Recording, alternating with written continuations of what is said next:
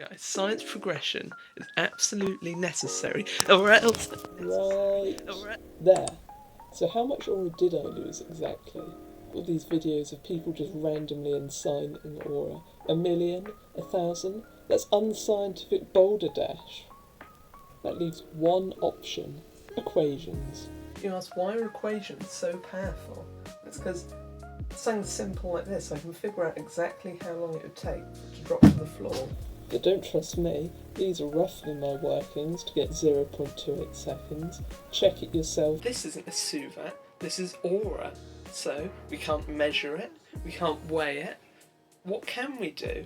And so we're going to have to look at some variables, and we're going to need some maths and a scientific process to get to our equation. Suvets are derived from a velocity time graph. So we're going to draw an aura time graph and start to try and establish some things in the same method. So if we start off, we're going to have the moment which you gain aura, which will reach a maximum, and then it will start to be lost again. Here is where people are noticing. Here is the point you're having it, that might be more curved. And then here is the point you're losing it.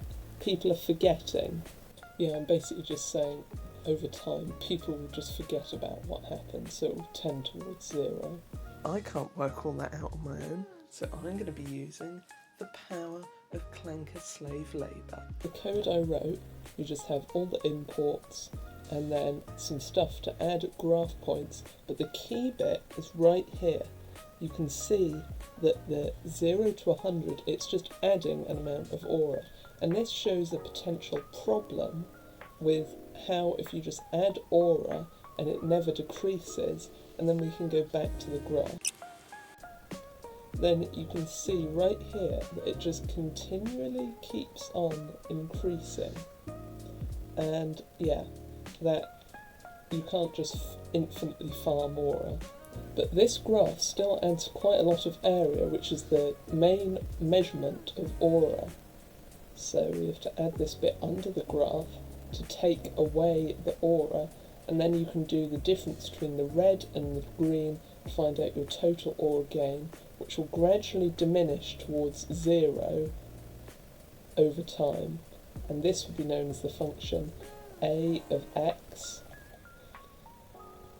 This brings us to Desmos, where you can see our graph from Excel, which I did adjust again just to get it more towards what I want it to look like, and you can calculate the total aura with the integral of between 0 and 6.4, because it's only true up until this line, otherwise it does weird stuff, and that allows us to get 2.3, which you can use for calculating the lifetime aura of something happening.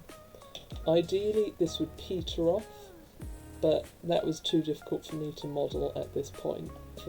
If you did want to calculate just for a moment, you would have to do this integration of the function yourself for, say, up to a minute how much aura was gained, because it may be that you want to calculate more instantaneous aura. I also modelled a second aura graph, which can be seen here, R of x, for something longer term, like receiving an award, which doesn't get you so much in the short term, but loses you less in the long term. Just remember, every time I talk about losing aura, it's about it diminishing back to 0 as people forget, not that getting something will lose you aura overall. Finally, what are the variables that affect aura? First one, pretty obvious. How many people saw you do it? If you're in a classroom, catch a glue stick thrown across the classroom, that's aura extra. Also, how many people would want to be able to do? Like, I would say maybe 90% of people would want to be seen being able to do that. That's another thing that influences aura. And then, finally, what percent of people could do that? Say maybe 40% of people could catch that glue stick. So let's put them all together to get the holy grail of aura equations. Before I reveal about the aura, we're going to have to like, subscribe, and comment if you think there's something I can do that will help me. Here it is in all its glory. You can see these are what you need if you want to find out she, the symbol here, yourself, for the function a or r of x. And then here it is, aura equals the number of onlookers times by the number of people who would desire to do it. If people wouldn't want to desire it, this becomes a negative value. How difficult it is to do also is a percentage. P meaning possibility. And by that function, go back to that moment at the start. If we have a look, sub in the value for desire of minus 20% times by the possibility of that happening. I think probably in day-to-day life, maybe 30%. And then times by our value, short-term aura loss, 2.3. And then times by the number of people watching.